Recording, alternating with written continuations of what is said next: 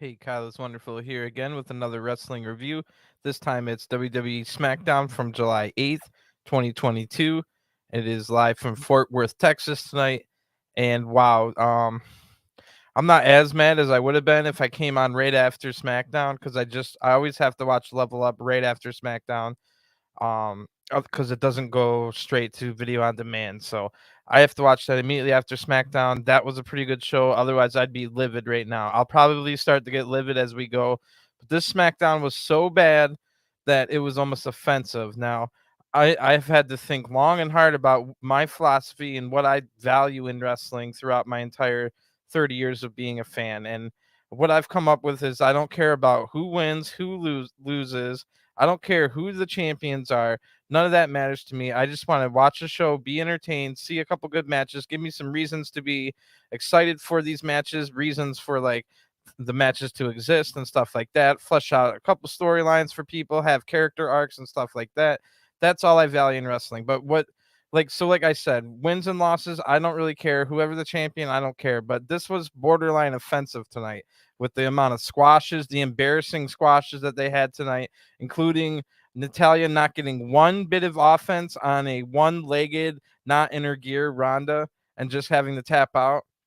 I get that like we're trying to get Ronda strong for um her match, like she just lost her title, so we want to keep Ronda strong and whatever. And Natty's a whatever bit part character, whatever you want to call her, but that's just embarrassing. That's ridiculous. Ronda could barely walk and yet wins a match without Natalya getting one hint of offense. The rest of the night was all pretty much squash matches. If you find the male models offensive, I actually find it funny because I like if it didn't have Max Dupri, it would be ridiculous. But the only thing I like about it is Max Dupri. But if you didn't find that interesting, you might have been offended by how bad that was as well.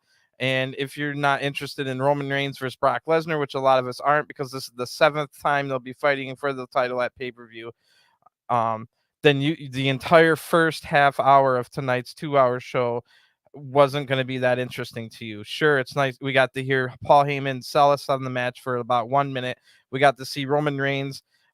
His acting is weirdly the best it's ever been. So Roman Reigns must be spending all his time at home in acting classes so he can go to Hollywood. Thank God I'm not a Roman Reigns fan.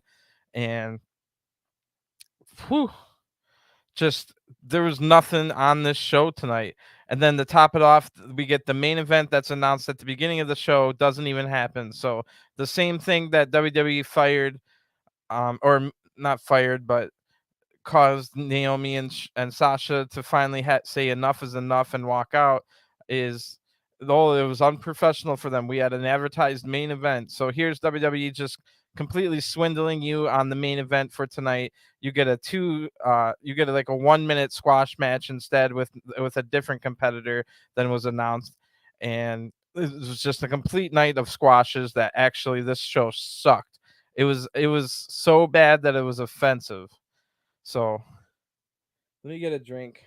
Let me try and cool down and we'll talk about it. We'll get into it. We'll go through it from beginning to end and see if there's any redeeming qualities whatsoever about this show. Let's try and find something.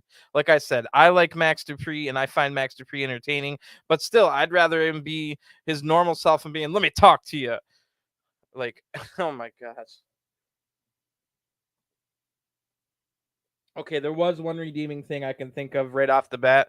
We did set up a Shinsuke Nakamura Gunter match, but even that was shadowed by the Pat McAfee Corbin match, which I really don't care about as much as I do like Pat McAfee, and Corbin's not too bad, but I don't care about that match. So let's just get into it. Man, I need one more drink.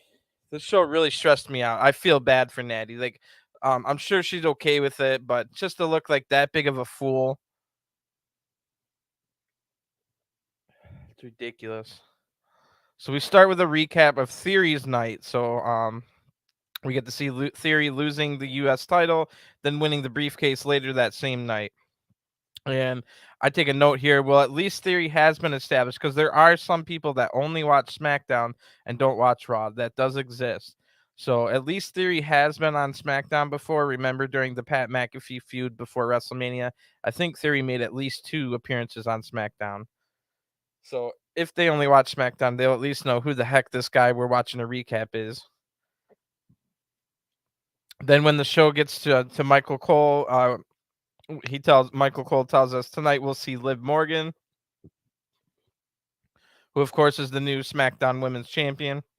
And wow, they tell us Drew McIntyre versus Sheamus is the main event, but hold your horses. They will be fighting for the number one contendership for the Universal WWE combined title, or whatever you want to call it, at the Clash at the Castle event. So we all knew who's going to win this match because Drew's definitely going to be in that main event at Clash at the Castle. But I like this idea, even though we've seen so many Drew versus Sheamus matches, they're always hard hitting and a great to watch. So this will give now we can actually have a reason to put Drew McIntyre in the main event. So to me, it makes sense. This would be like maybe a number one contendership match. You could argue that maybe like a Gunter or someone might be more deserving, but he's currently a champion. So it makes sense that Drew and Sheamus, maybe if you think about it, you could find a couple other guys that might have been deserving, but that seemed like a decent number one contendership match. And I was kind of looking forward to that match in the main event. So again, like I already said, we don't even get that match. So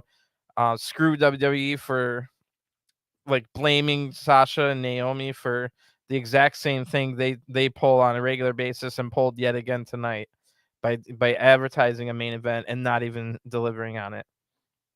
So of course we knew Roman Reigns was going to be there tonight finally. So his music hits and the entire bloodline, the Usos and Paul Heyman with Roman Reigns come out. Roman Reigns is at 678 days as Universal Champion.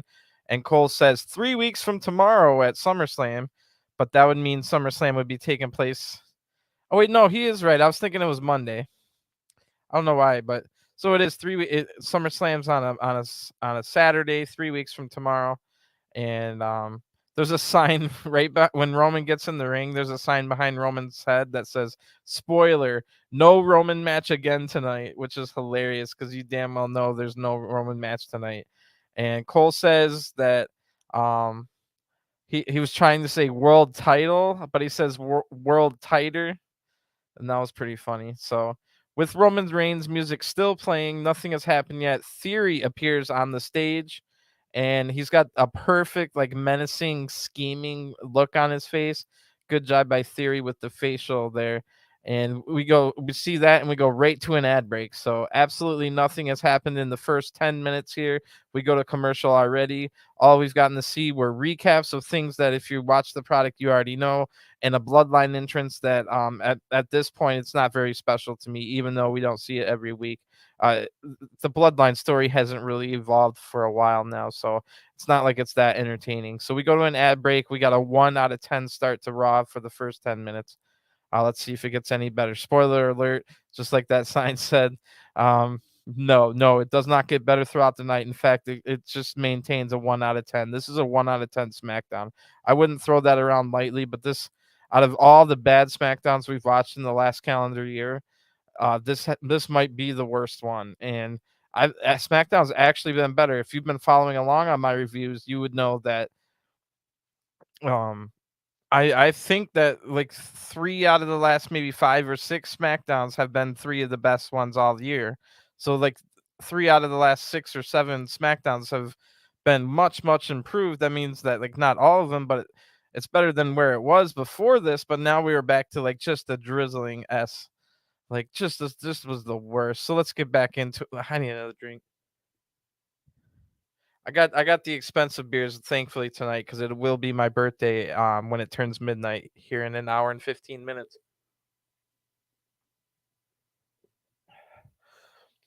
I'm gonna go out to the bar tomorrow for the first time since the pandemic, and I'm still trying to avoid crowds. I have to help my mother. She's elderly and sickly, so I'm never gonna try and let's just move on.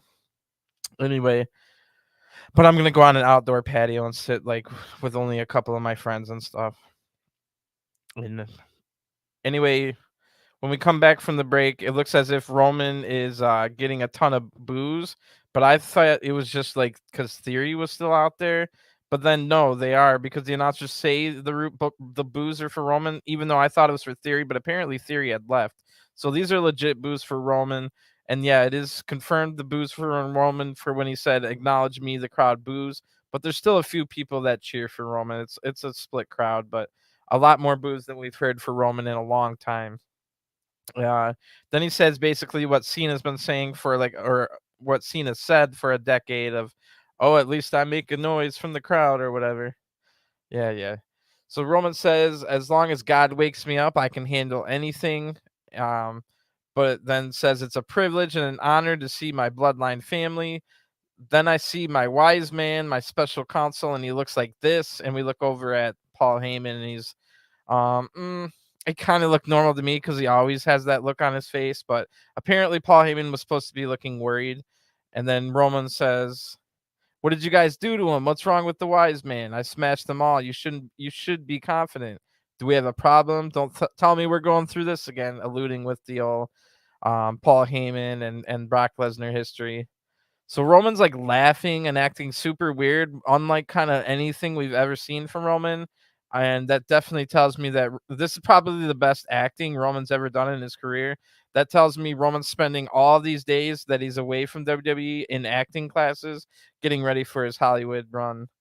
So anyway, Heyman says, "I love you, my tribal chief," which makes somebody, I think Cole laughed on the, made him chuckle because but then Heyman says, "I love the Usos as well, but we have a problem." And that problem's name is Brock Lesnar. "My tribal chief, you are the GOAT in an era when no one can hold a championship. You, sir, hold both, and the longest reigning champion in the last 35 years. But here's the problem. Brock Lesnar doesn't respect that. He has one last chance, and when the beast is cornered, he's like unstoppable." So Heyman runs down all of Lesnar's career accomplishments and then says Lesnar might win. He didn't say will. He said Lesnar might win this match. Heyman says, "I'm scared because we're going to have to see Roman go savage. Putting Lesnar down for 10 seconds on Lesnar's last chance for the title is a whole new story." And Heyman then sells the match very well in the way that only Heyman can. Really awesome promo by Heyman. It doesn't last very long. And then Roman's music hits without any more words being said by Roman. And then Theory's music hits before they can leave. So this was kind of funny. Theory runs down to the ring and he's like super cocky and like fake running around like he's going to cash in, and then just runs right back up to the ramp laughing. So Theory is definitely an amazing heel. I thought that was pretty funny. That got the crowd to boo even more. So pretty good stuff from Theory, but overall that took way too long. We only got to hear Roman.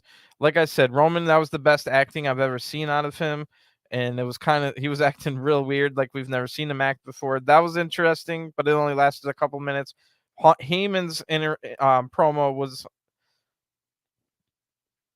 good, but it only lasted a couple minutes. And then this is almost like the first 30 minutes of SmackDown. So I write that down after this, after we see the next part. But almost the very first 30 minutes of SmackDown, all we accomplished was a couple entertaining minutes out of Roman Reigns and a couple entertaining minutes out of Paul Heyman, and maybe 30 seconds of entertainment from Theory in 30 minutes. That's crazy. What are we doing with our lives watching this? When there was literally maybe five entirely that you could possibly find entertaining out of the first 3 minutes. So then I almost spit my drink out because I completely forgot about this branding they did last week. Remember with the freaking, the good old fashioned battle royal that they said over and over. So I'm taking a drink and Cole says the new vicious Viking Raiders. And I'm like, I had completely forgotten about that stupid branding. So they say the new vicious Viking Raiders at least 3 or 4 times. And that's hilarious. So then we get a recap of the new vicious Viking Raiders from last week.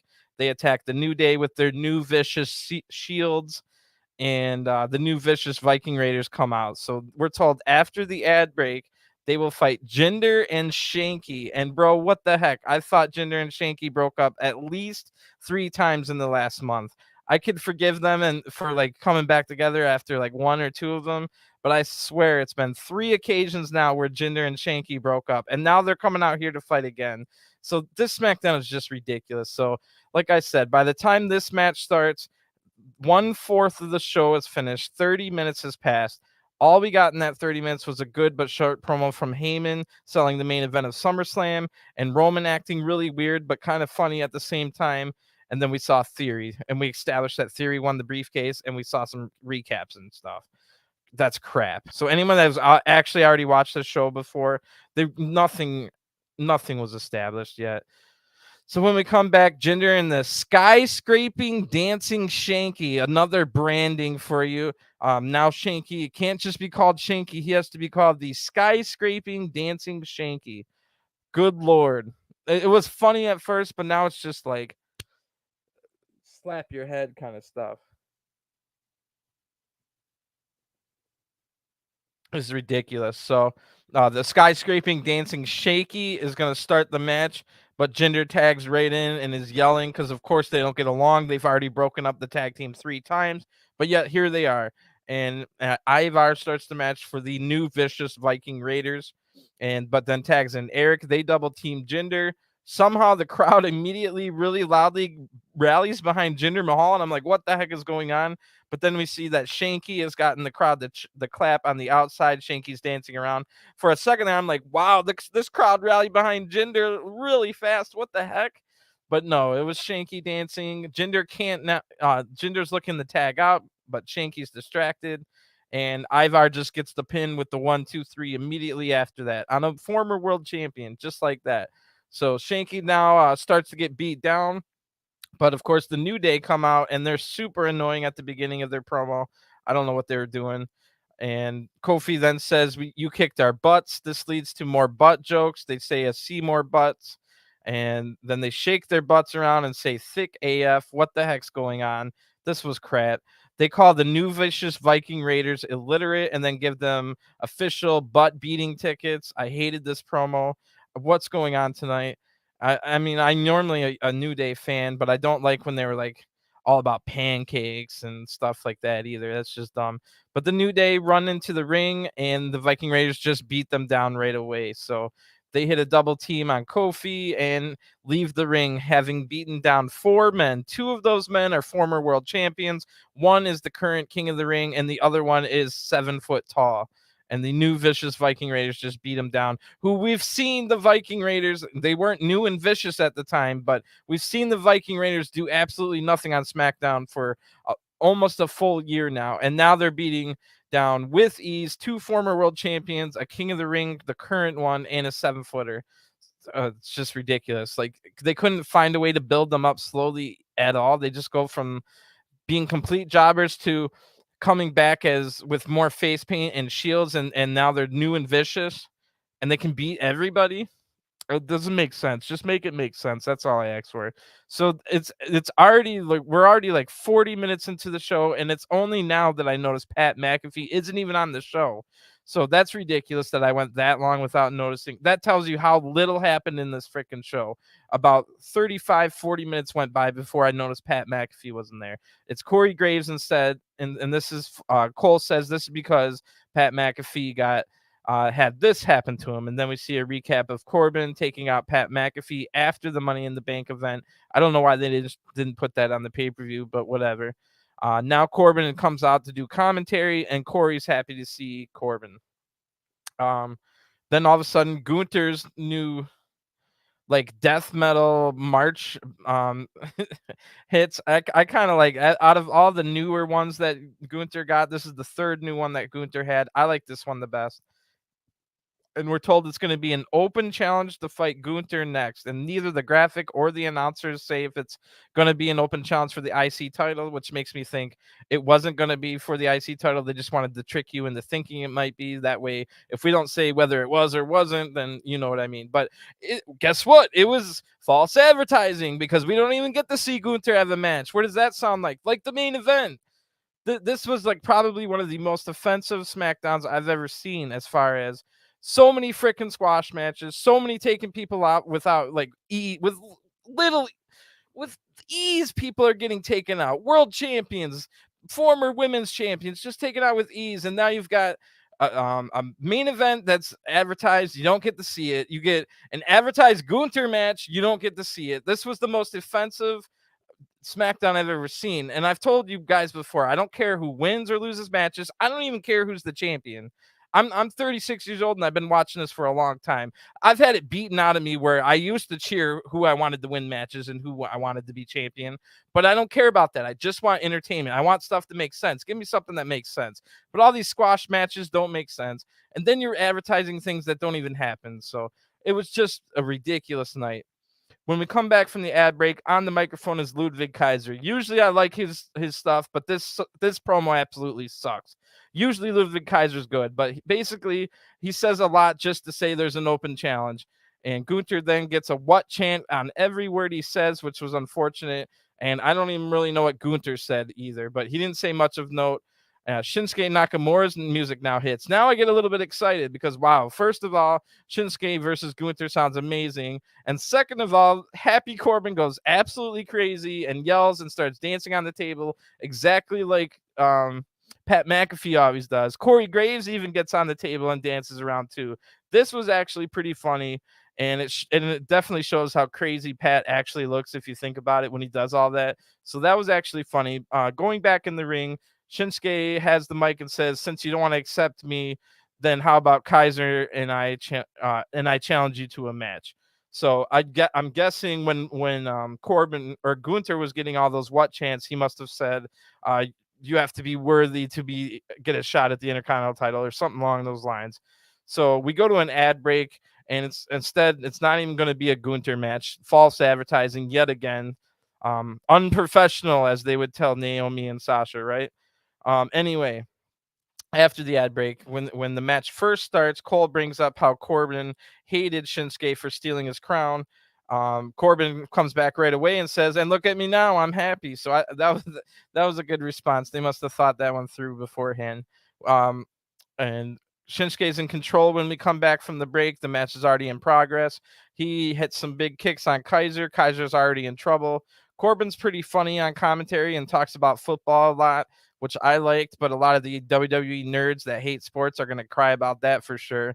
Then Shinsuke catches a penalty kick attempt from Kaiser. Shinsuke hits the leg with the dragon screw leg whip and the Kinshasa for the 1-2-3. A nothing match because I guess more of it happened in the ad break than we actually got to see, which is crap. So Gunter yells at Kaiser in German. We don't know what he said, but Gunter looks pissed. And yes, he's yelling at Kaiser, not Shinsuke. Shinsuke's already gone. The crowd weirdly chants USA. I hate that. Gunter then chops the soul. This is my favorite part of SmackDown right here. Gunter chops the soul out of Ludwig Kaiser, not once, but twice. And then the crowd chants one more time. So Gunter does it one more time, but this time with two hands at the same time, knocking Ludwig Kaiser to the ground. Some of the crowd is booing, but we do get some Walter chants. So people that know, and I definitely know, Gunter is amazing and probably should be beating Roman for the title. And if he did, it should be Walter versus Roman at Clash at the Castle, and Walter wins, but Gunter, I mean. Anyway, I love that little ending part, even though the whole match was about Corbin and Pat. So while all that was happening, the announcers didn't pay any attention to the match. It was only Corbin talking about Pat McAfee and stuff. So instead of Shinsuke versus Gunter, which is what we should have been building towards. So that's pure trash yet again. This SmackDown sucks. And then we get a recap of Ronda hurting her knee, but still making Natty tap out with her rack out, as she said, which is a great line. I heard a lot of people thinking that's a corny line. That's a freaking hilarious line. Anyway, we see this is a really, really good video package, by the way. This is also so right after one of my favorite parts with the Gunter slapping the soul out of Kaiser. Then we get a really good recap video of like really good music in the background. So then it says 2 hours earlier, and then we see a great video of there's a really good song. I've never heard it before, or I don't know what band it is, but whatever. I might have to look up what song. If you guys know what song this is, put it in the comments. But we see Liv grabbing the briefcase after catching her foot on that rope. If you missed my Money in the Bank review, I said I think in my heart of hearts, there was maybe a 25% chance that WWE told Liv Morgan that if you mess up that balance spot with putting your foot on the ropes, then we're just going to have Becky climb up and win the ladder. I mean, win the briefcase. And think about it, because what would they have done? I mean, sure, you could have maybe like Raquel on standby if Liv Morgan somehow botches. Because I'm not saying Liv Morgan's bad. I'm saying that's a tough move for anybody to execute. There might have been a 20% chance that Liv Morgan isn't successful on making her ladder balance with that move. So if that was the case, I'm thinking they would have told Becky to win, which, think about it now. Not only does Liv have the pressure of she has to pull this move off to not hurt herself, she now has to maybe potentially, all of a sudden the fight became real and she has to pull that balancing act off, knowing that if she messes it up, she doesn't get the title. Think about that pressure and how it. I'm not a Liv Morgan guy, but the way she performed that move with all the freaking pressure in the world was really something. And I'll still make fun of her for crying every second she's on my television screen, but I've got to give her props for that. So this was a great recap video here, and great song and great music where they match it up with what's happening in the match really well. I love when they do that. And that's always been WWE's strengths, is putting together really, really good highlight video package. The best one being the Limp Bizkit WrestleMania 17. You think you're special. Everyone knows that's the best one, but this was a good one as well. And when we come back, we oh wait, no. Well, basically, we see Liv then winning the whole title match. We see the entire 30-second match that Liv won the title. That package was awesome. So Liv Morgan then comes out, the big cheers, and this was the best looking outfit I've ever seen Liv wear. It was like really cool shoes that matched like this shawl thing she had wrapped around her. Really good look, and has a wild design on that. Um, and before she does anything or says anything, we go to an ad break. There is an ad about Shark Fest where Lil Jon goes, "Sharks, sharks, sharks, sharks." That had me laughing a lot. When we come back, Liv is joined in the ring with Michael Cole, who's genuinely happy for Liv. He even said so right after she won on Money in the Bank. Cole says congrats, and the crowd chants deserve it. So Liv, of course, starts to cry. And Cole says, let's keep in mind Ronda suffered a knee injury now. You got to believe Ronda wants a rematch, maybe as soon as SummerSlam. Cole, why would they have Cole say it like that? You've already established that Cole likes Liv. He said it so like kind of like nah kind of deal. So Liv says, bring it. This title was a culmination of blood, sweat, and tears. I'm willing to work 10 times as hard just to stay champion, like 10 times harder than she was before. Then no one wants this championship as much as me, which we kind of established with those rumors of, remember, there's rumors of Ronda's, Rousey's photographer put out said that, what was it? Ronda Rousey wanted the title to go to whoever was the person that wanted it the most, like whoever legitimately valued the title the most. Since Ronda Rousey clearly doesn't value the title, but at least she's self-aware. At least Ronda's self-aware that she doesn't want to freaking be here, because she clearly conveys it to us every time she opens her mouth on television that she'd rather be anywhere else in the world, maybe even on the dentist chair, more than being here on SmackDown, which is ridiculous. Anyway, Liv said, so Cole says, what does it mean to be SmackDown champion? Liv says, it means everything. I've dreamed of this my whole life. It was tough. Sometimes I thought it wouldn't happen, but here I am. And as John Cena would say, never give up. Gag. So anyway, thankfully Natty's music hits, but unthankfully what happens to her. So I wish Natty would have never came out, because they embarrassed my girl Natty tonight. Natty says, shut up. You're only champion because of me. At SummerSlam, it's going to be over. There's no way you can beat Ronda when she's fresh. Then Ronda's music hits. Ronda comes out looking like a Romulan from Star Trek. She's limping severely with her bad knee, but there's no brace. And Ronda's leather jacket is blue. Where was this blue leather jacket while she was holding a blue title? Somebody make it make sense. Ronda, with zero charisma and acting ability, says that she's going to beat Liv and then yells at Natty. Natty then attacks Ronda. Liv throws Natty over the top rope, and we immediately go to an ad break. So that was weird. Anyway, during the ad break, we see on Raw this Monday in San Antonio, Texas, Brock Lesnar will appear, and also a U.S. Open title challenge by Lashley, put out by Lashley, and we'll also see Riddle versus Theory. So that sounds like a good match. When we come back, Ronda with a, oh God, I have to have a match. I'm not a match, but a drink. This match offended me.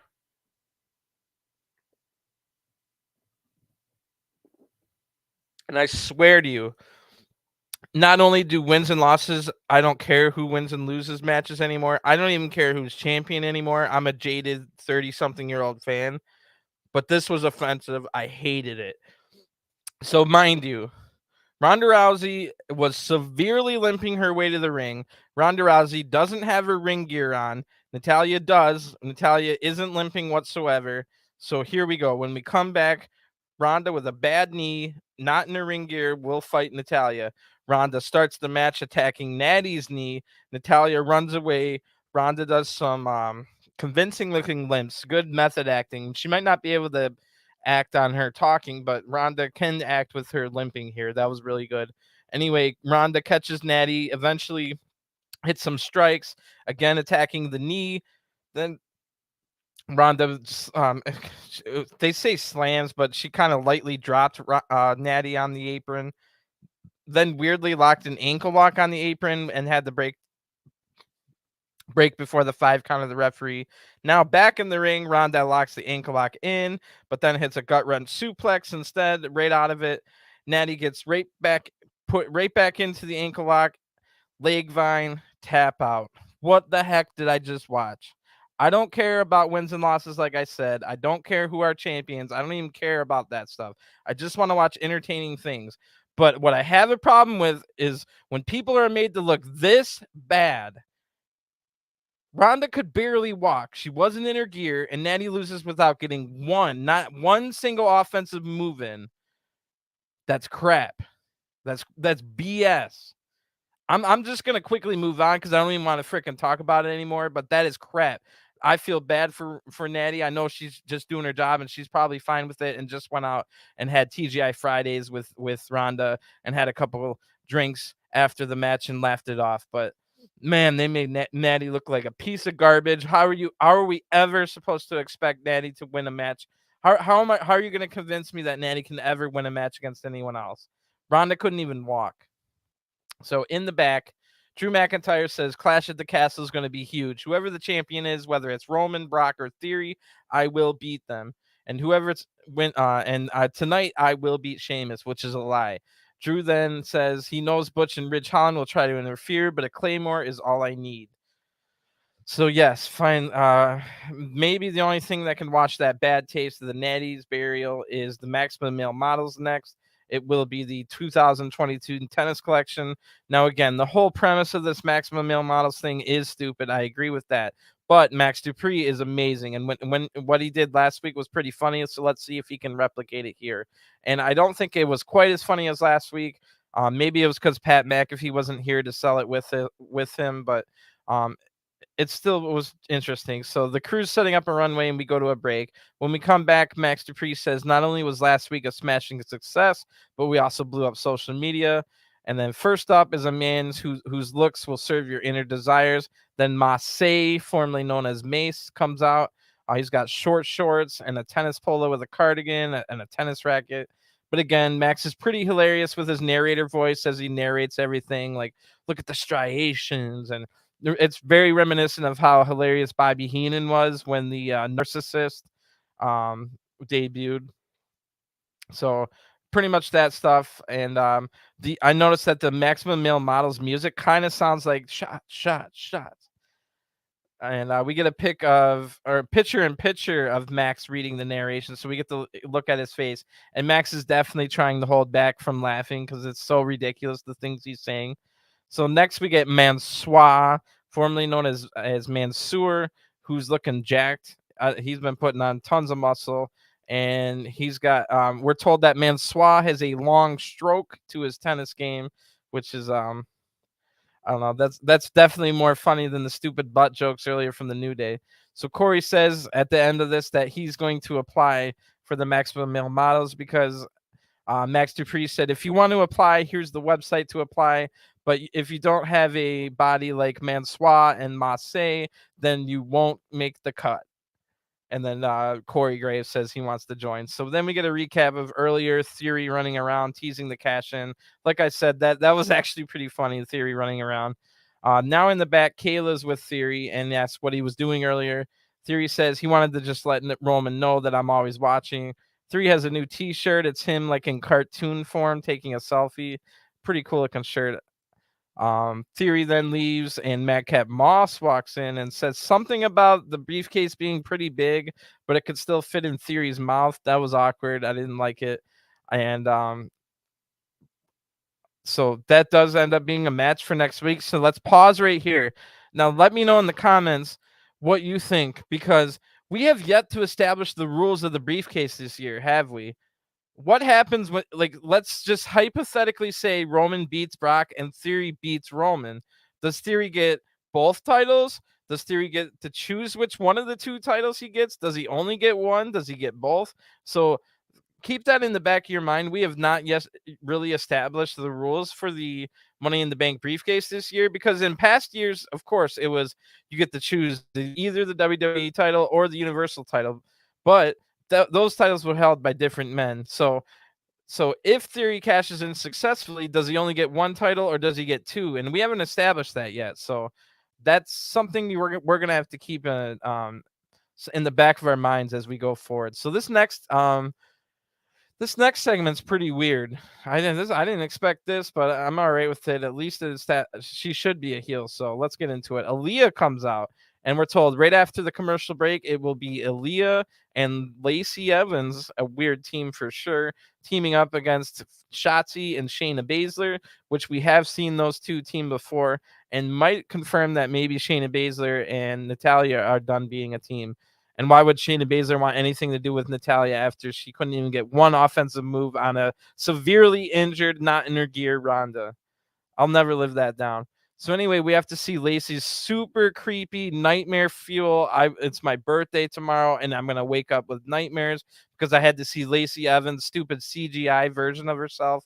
If you've never seen it, call yourself or like lucky. So Lacey Evans comes out. She gets booed from the crowd, so she goes back in and has a second entrance. Thankfully, the CGI did not show up for a second time. So this second time when Lacey Evans comes out, she actually gets a better reception and they cheer her more. So she goes back for a third entrance. This time it's all boos. So she is definitely a heel after that, because if she wasn't a heel, she would have just kept walking down the aisle. Even if she wasn't supposed to, after coming out with the cheers the second time. So Lacey wants a microphone before she gets in the ring and says, before my opponents come out, I'd like to take a minute. How I'm completely disgusted about how completely disgusted I am with all you guys. That's the response and reaction I get. Don't you know who I am? Don't you know what I've been through?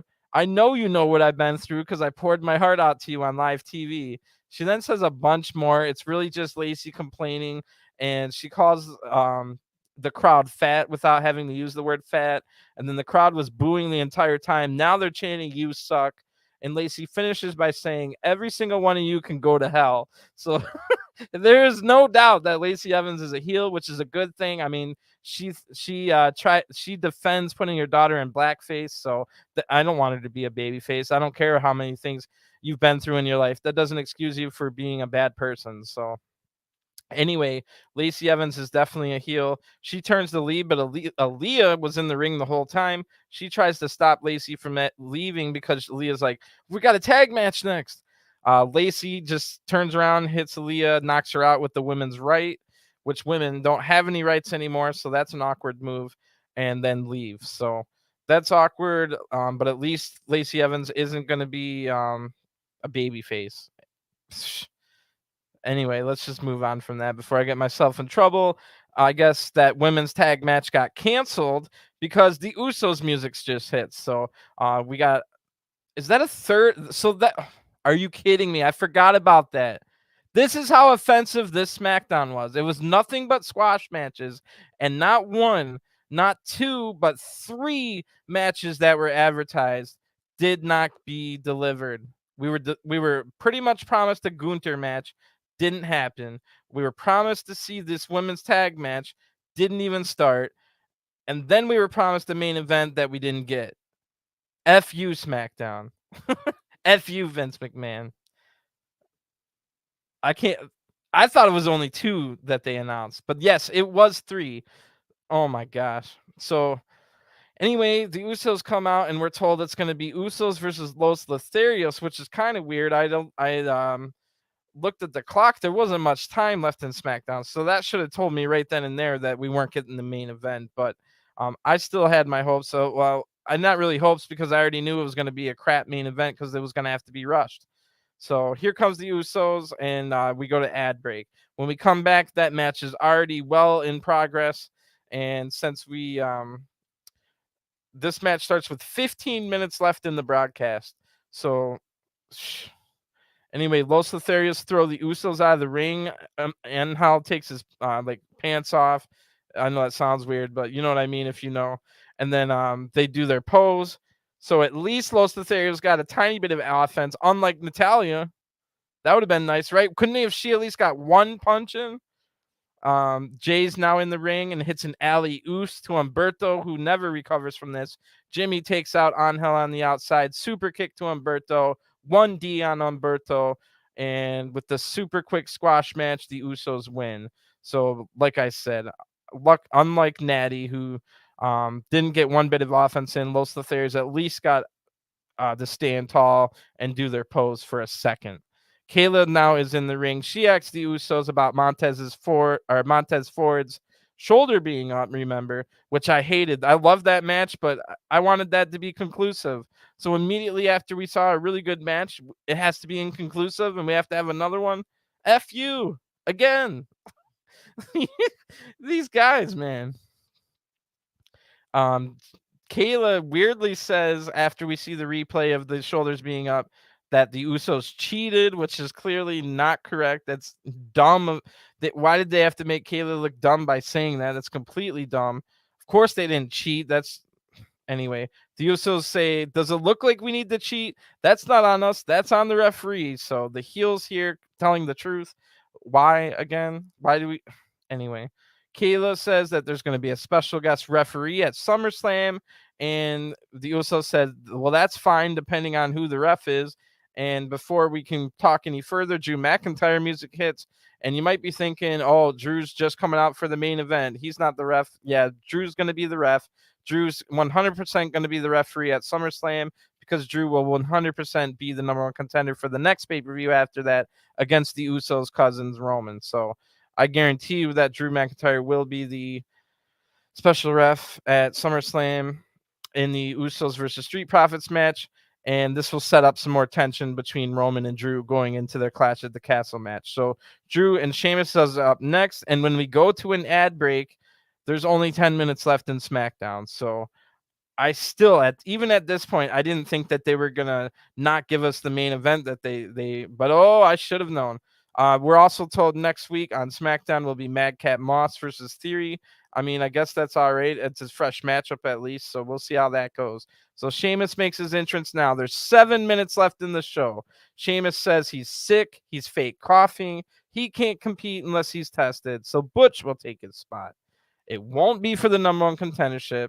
And wow, unprofessional, right? Unprofessional, like you said about Sasha and Naomi about advertising a main event that they can't deliver. Well, how about not 1, not 2, but 3 matches you advertised tonight on SmackDown that you didn't deliver, and every other match was an inexplicably ridiculous squash match. So of course this one's a squash match too. So you just kill Butch in a minute. You kill Natty without letting her have any bit of offense. You kill 2 former world champions, the current King of the Ring guy, and a 7-footer by they're the new vicious Viking Raiders, and they have shields and face paint. So why wouldn't they go from being complete jobbers to all of a sudden being able to take out 2 world champions and a 7-footer and the current King of the Ring guy? Why wouldn't they be? Oh, and why wouldn't a severely limping Ronda Rousey, not even in her ring gear, be able to beat Natty without Natty getting one move in? And why wouldn't Butch get kicked in the head by a Claymore within 1 or 2 minutes? Oh, and did I mention we advertised 3 matches tonight that weren't even advertised? I mean, that were advertised that didn't deliver. So it's just ridiculous. This is the most ridiculous SmackDown. This is the most offensive SmackDown I've ever seen. I go by the values of I don't care who wins or loses a match. I don't care who's the current champion, who wins a big title match. I just want to watch entertaining things. Make stories that make sense, have good matches that have been built up to, that make me want to watch that match. But here we've got 3 matches, a Gunter match, a tag match with the women, and then this main event, all advertised. None of them happened. Every other match in the show is a ridiculous squash match like I just told you guys about. The Viking Raiders going from jobbers to all of a sudden beating former world champions in seconds. Ronda Rousey can't even put weight on her leg. She gets natty without any offensive move. And then, of course, I'm going to go through this match. Let me go through this. So Butch starts the match fast. He tries to get Drew to tap out with a hammerlock. Drew then Glasgow kisses his way out of the hold. Ridge gets up on the apron but gets knocked off. Butch then tries to take advantage but eats a neck breaker instead from Drew. Drew hits the Claymore. 1, 2, 3. The main event is over. It's not even the main event that they advertised, and it lasted 2 minutes. Never a doubt that Butch was ever going to win. So where's the entertainment in here? Sheamus is about to attack. So as if this stupid SmackDown couldn't get any worse, it has a Botchamania worthy ending that you're definitely going to see on the next episode of Botchamania. So here we go. And it's going to be meme to death forever. So Drew McIntyre has the Claymore and makes Sheamus leave. So then, just like we've already seen before, Drew McIntyre chops the ropes, which makes the ropes cut in half. Flames inexplicably shoot out like as if it was Kane out of all 4 gold ring posts. And then we see the sword is bent completely in half. Fake, fake, fake, fake. Do you want to know the one thing that you don't want to show people in wrestling? Fake. Do you know what wrestling really is? Fake. And you want to know what people shouldn't be shown wrestling is? Fake. So yes, thank you for ending the show with a fake looking sword spot and not having the advertised main event. This SmackDown was offensive. Botchamania all over the place. What a crap episode. One of the worst episodes of SmackDown I've ever seen. This whole last year, SmackDown has sucked. But there's been about 3 good SmackDowns in the last 2 months. Like really good SmackDowns in the last 2 months.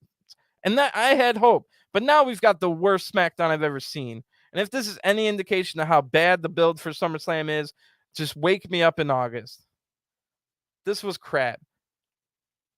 I mean, I don't even know what else I can tell you guys because I've gone through everything. We were advertised a Gunter match, and then we get Shinsuke versus Gunter sounds good, and then nope, it's going to be Shinsuke versus Ludwig Kaiser. Then we go to a break. When we come back, Shinsuke wins in like 1 minute, and then the most enjoyable part of SmackDown happened after that. Gunter chopped the soul out of Kaiser. That was fun. And then the recap video with the good music in the background showing Liv Morgan's win and in the briefcase, and that was good as well. And that was what happened right after the Kaiser thing. Other than that, tell me what was good about tonight. We got the first half hour of the entire show. We got 2 good minutes, maybe only 1.5 good minute out of Roman Reigns. Some of the best acting I've ever seen Roman Reigns do, which tells us 100% Roman Reigns is taking acting classes while he's not wrestling. Number 2, the good thing was another minute and a half of Paul Heyman selling us for a match that we've seen 6 times already and barely want to see again. But Paul Heyman's good at talking, so that was cool. Then we got 30 good seconds of Theory running around like a madman, teasing. That was entertaining. So what else was entertaining on the night? Another 2 minutes of, or maybe 1 minute of chops. And however long that video package lasted, that was really with the really good music and Liv winning. And if you want to say maybe the Liv promo as well, that's what, 5, 6, 7, maybe 6 minutes of enjoyment out of a 2-hour show. Take away the commercials, 2 minutes out of an hour and 40 minutes. Maybe 7 of them were enjoyable. That's ridiculous. And now what? How does this help the future going forward? So it wasn't enjoyable in the heat of the moment. So now let's look how it affects things going forward. Well, Natty's trash. I never want to see Natty in a match again. There's no way I can believe Natty will ever win a match again. So you may as well just send her to NXT or something and train the youngsters. Let's see what else. Oh, the New Day looking like crap.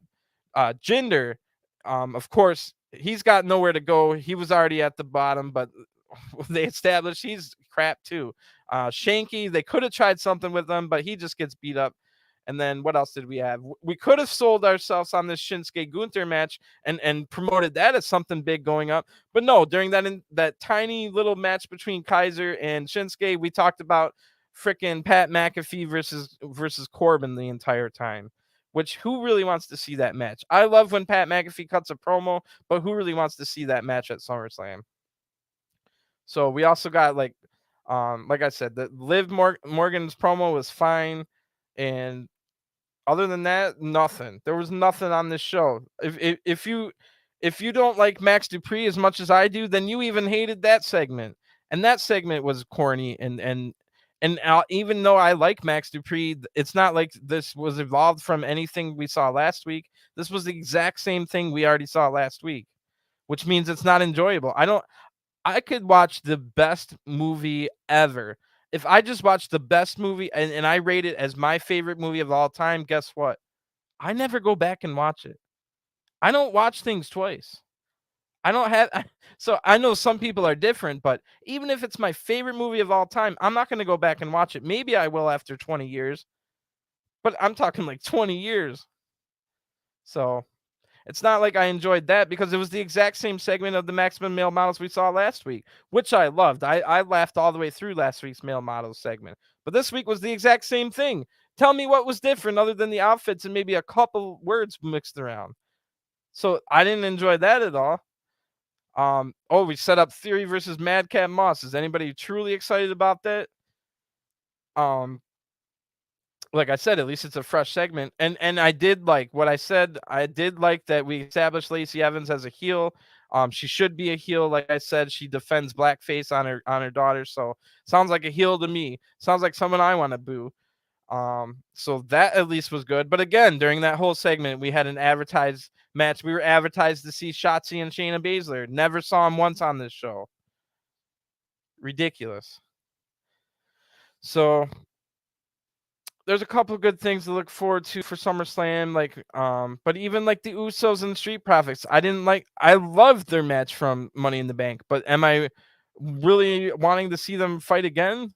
Like, are we going to have to see 2 or 3 more singles matches in the next couple of weeks to set up this match too?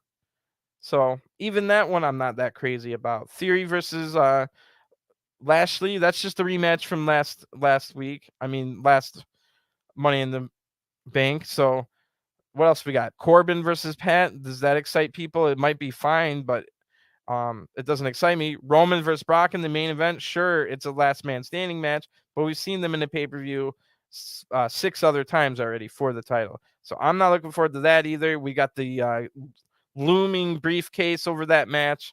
That might put a little bit of drama on it at least. So there is that. What else? We'll probably get a nice Rollins versus Riddle match. But unfortunately, one of those 2 guys should have the briefcase instead of Theory, more than likely. But we'll see. I'm willing to give them some time to see if the Theory thing works. Maybe they can tell a good story, but I'm not going to hold my breath. I'm assuming now we've got a whole nother week to look forward to Drew McIntyre versus Sheamus, where they'll probably this time Sheamus will have a hangnail and it'll have to be Ridge Holland versus Drew, and then we'll have for a second straight week that Sheamus versus Drew match that I'm sure half the fan base groaned when they saw it. I wasn't one of those half that groaned when the McIntyre Sheamus match was announced at the start of the show, and they had the added stipulation of, the winner of this match, an Irishman versus a Scotsman, will see who gets to be in the main event for the title in Wales. I thought that was a good premise. I was like, okay, I'm cool with that. I know every time Sheamus and Drew are in the ring, it's a hard-hitting match. I was cool with it. And then we didn't even get to see it, along with 2 other matches they advertised. And was any other match not a squash? Was there anything on tonight's show that wasn't a squash match? Let me scroll down through this damn thing. So remember, there was nothing in the first half hour. Jinder got squashed, absolutely squashed by the Viking Raiders with ease. I don't even really know how they beat him, but just with ease, Jinder gets squashed. Next, we're told that maybe Gunter is going to have a match, but nope, it's not a match. Then we go to a break, miss most of the Shinsuke Ludwig match, and then it ends within seconds. Another squash. Then the next match was the Ronda match, the worst squash of the night. Ronda can't even put any weight on her leg, and still Natty can't get one offensive move on the entire match and taps out. So yet another squash. Then what else did we have tonight? After the Maximum Male Models thing, which wasn't anything different than we saw last week, we had the Lacey Evans thing, and it didn't even end up being a match. Then the Usos came out, and we went to a break, and we come back. The match is already in progress. It ends 1 minute later. Then we go on to the next thing. It's the main event they scheduled, and it wasn't even happening, and then it lasts a minute. This is the worst episode of SmackDown I have ever seen. I have nothing else to ever speak of this godforsaken episode ever again. Please join me on my channel immediately when I end this. I will be reviewing NXT Level Up, and it'll have a much lighter I'm not mad. I got all the madness out. I'm gonna go on. My birthday's tomorrow. My birthday is in a half hour. I'm gonna review Level Up immediately after this, so please join me for that. And I'm gonna grab a beer first, so it's gonna take me 30 seconds. But I have already previewed the channel. You can go over there and wait for me if you're interested. And let's just have some fun for maybe 20 minutes. Talk about the NXT Level Up and NXT in general, and then go on with our nights and have fun. Let's not get mad about this stupid wrestling show. Let's burn it from our brains, and I'll see you guys over at the NXT show.